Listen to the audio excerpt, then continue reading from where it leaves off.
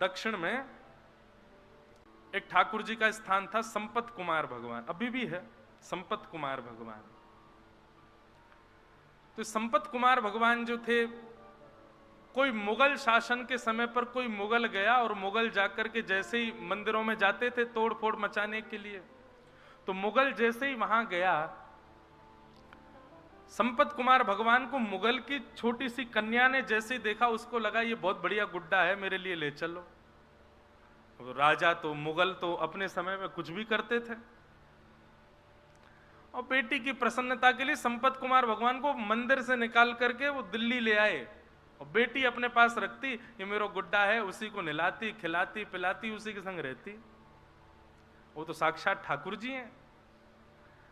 एक दिन रात्रि में रामानुजाचार्य जी शयन कर रहे थे, संपत कुमार भगवान स्वप्न में प्रकट हो गए। प्रकट होकर बोले, तुम आराम फरमा रहे हो, आनंद कर रहे हो, और यहाँ पे हमको ये मुगल लोग ले आए हैं गुड्डा समझ करके, इनकी बेटी हमारे संग में ऐसे खेलती है जैसे गुड्डा गुड़िया का खेल।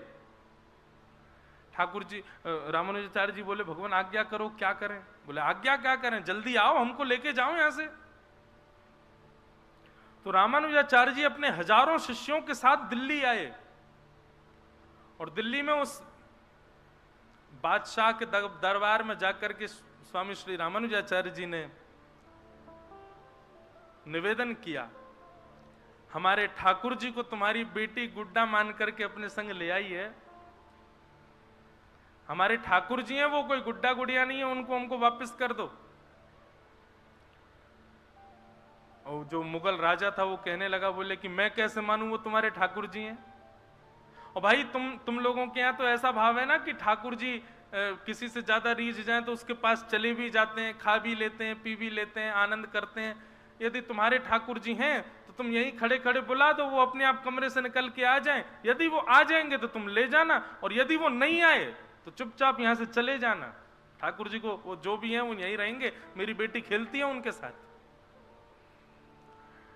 रामानुजाचार्य जी वहीं बैठ गए, नेत्र बंद करके ध्यान किया संपत कुमार भगवान का, और कहा, हम हजारों किलोमीटर पैदल चल करके दिल्ली तक आ गए हैं, अब आप कृपा करो, आप कक्ष से निकल करके बाहर आ जाओ, अपनी प्रभुता प्रस्थापित करो, चलो हमारे साथ।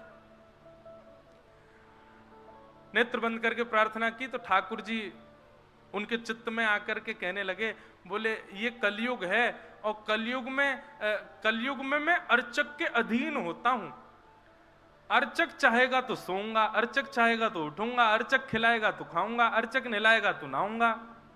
मैं अपने योग बल से कुछ नहीं करता हूं, मैं अर्चक के अधीन होता हूं। आप ही कक्ष में आइए, मुझको लेकर के जाइए।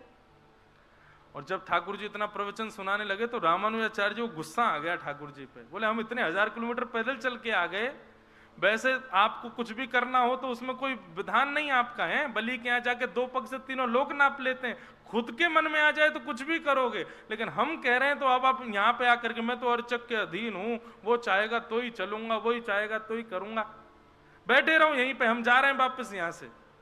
ठाकुर जी पर जब थोड़ा क्रोध किया तो ठाकुर जी को ऐसा भाव आया कि ये मेरे पिता हैं और मैं इनका पुत्र हूं, और उसी भाव से देखते ही देखते बादशाह के सामने अपने आप संपत कुमार भगवान की प्रतिमा चल करके आई मूर्ति, और कमरा से बाहर आकर के श्री रामानुजाचार्य जी की गोद में आकर के विराजमान हो गया।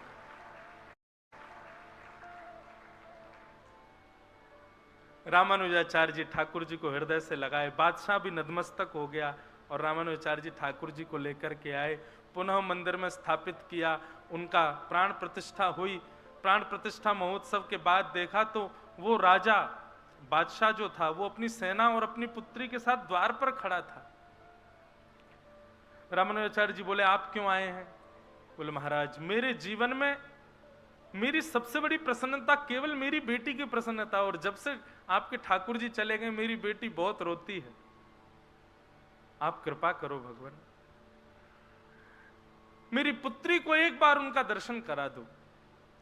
रामानुजाचार्य जी उस बालिका को दूर मंदिर के दूर से ही, जैसे ही गर्भगृह में बैठे संपत कुमार भगवान को दिखाया, ठाकुर जी के मुख पर मुकुट देख करके, शंख चक्र गदा पद्म चतुर्भुज रूप में ठाकुर जी का दर्शन करके, उस बादशाह की जो पुत्री थी उसने वहीं प्राण त्याग दिए ठाकुर जी को देखते देखते। रामानुजाचार्य जी के चित्त में भाव आया, बोले कि ये ठाकुर जी को नहीं, ठाकुर जी इसको स्वीकार कर चुके हैं। और तभी उन्होंने टर्की अम्बा, वो टर्की का था राजा, तो आज भी दक्षिण में मां को अम्बा बोलते हैं, अम्बा बोलते हैं, तो टर्की अम्बा करके छोटा सा विग्रह ठाकुर जी के बगल में स्थापित किया उस बादशाह की पुत्री का। और आज भी साल में एक दिन आता है, उस दिन ठाकुर जी का उस कन्या से विवाह होता है, और ठाकुर जी उस दिन पठानी कपड़े पहनते हैं, क्योंकि वो